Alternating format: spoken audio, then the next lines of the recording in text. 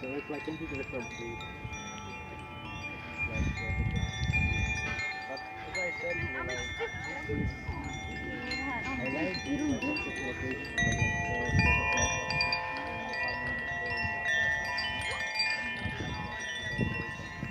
but most of people actually prefer these things, you know, because like this is mostly, if it's too wild, I don't know, you know. But like this is really like the